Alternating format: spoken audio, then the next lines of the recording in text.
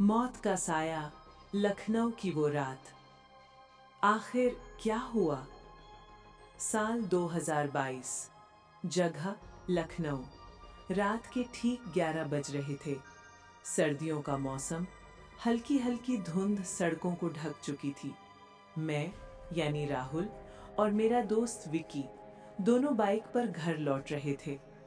लेकिन उस रात हम नहीं जानते थे कि हम किसी इंसान के नहीं, मौत के साए के पीछे चल रहे थे। कहानी की शुरुआत। हम लोग एक सुनसान रास्ते से गुजर रहे थे जो शहर के बाहर पुराने कब्रिस्तान के पास से जाता था। विक्की बोला, भाई ये रास्ता छोड़ दूसरा ले लेते हैं, थोड़ा अजीब लग रहा है। मैं हंसते हुए बोला, डर गया क्या? चल जल्दी पहुंच जाएंगे। तभी अचानक हमारी बाइक अपने आप धीमी हो गई, जैसे किसी ने पीछे से पकड़ लिया हो। मैंने एक्सीलरेटर घुमाया पर बाइक 20 से ऊपर ही नहीं जा रही थी।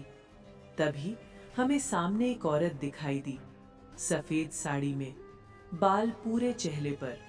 वो सड़क के बीचों बीच खड़ी थी। विक्की डरते हुए बोला, राहुल बाइक मोड़, ये ठीक नहीं है।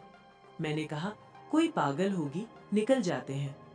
जैसे ही हम उसके पास पहुंचे, वो धीरे धीरे हमारी तरफ मुड़ी और उसका चेहरा देखकर हम दोनों के होश उड़ गए।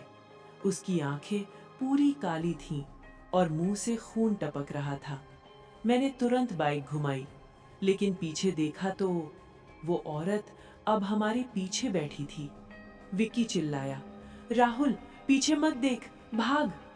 बाइक अपने आप तेज हो गई, लेकिन अब हैंडल मेरे हाथ में नहीं था, जैसे कोई और चला रहा हो।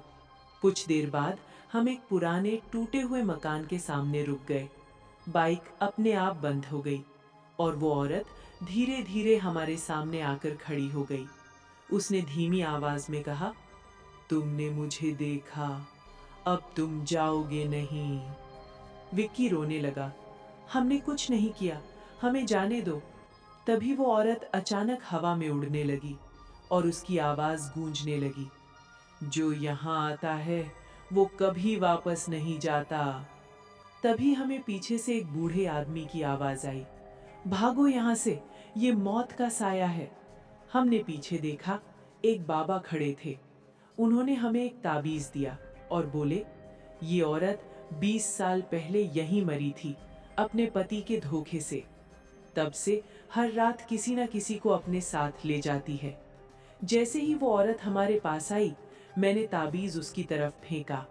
अचानक एक जोरदार चीख गूंजी और वो औरत जलने लगी। पूरा माहौल कांप उठा।